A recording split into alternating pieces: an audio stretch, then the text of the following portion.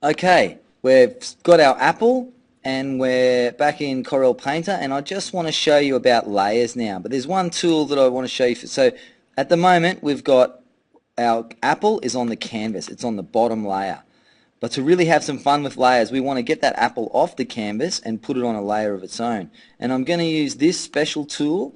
It's a special select tool. So if I click out here on the white, this select tool is going to catch all the white. But I actually want the apple. So I'm going to do the opposite. I'm going to go select and invert the selection, which means get the opposite. So now I've got my apple. And I'm going to cut it. Instead of deleting it, I'm going to go Command X and I'm going to cut that apple off. And what that means is that then I can paste in the apple and it will paste on a new layer. So when I go Command V to paste, you now see that my apple is on layer 1. And why does that make any difference? I'll show you. So if I make another layer, that means that I can then grab some chalk, I'll make it black, get my brush, and I can put some black chalk right over the top of my apple. And you might think, oh my goodness, he's just drawn over it, but I haven't, because look what layer I'm on. That's on layer 2. So I can now grab that layer and pull it down underneath my apple.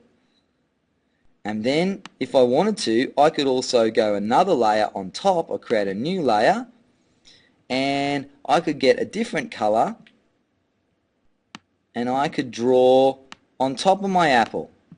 And the really great thing about layers is that then when you go to rub out, you can rub what's on the layer that you're on, and it's not going to affect what's underneath. So you can get some great effects by playing with colors. You can get some great textures built up by playing with colors and then being able to rub out, and you're only going to rub out what's on each layer.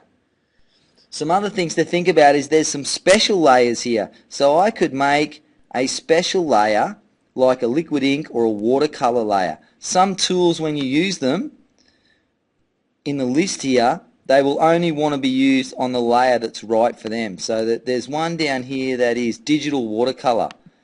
Digital watercolor, when I go to use it, likes to be on watercolor layers only.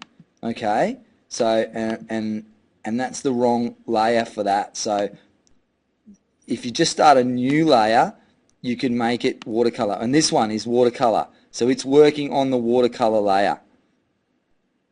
So that's what some of these special layers are for. And I'll just show you that other one that said it wanted to be on a watercolor layer only. The way to do that is to make a new layer, and then when you go and pick that tool, digital watercolor, it will convert the new layer for you to a watercolor layer. So you'll see that when I finish working, that layer has now become a watercolor layer.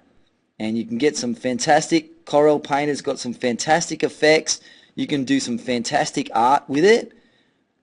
I haven't shown you by any means everything it can do, but I think I've shown you enough to get started. So let's see what fantastic art you can create. And that's the end of this lesson.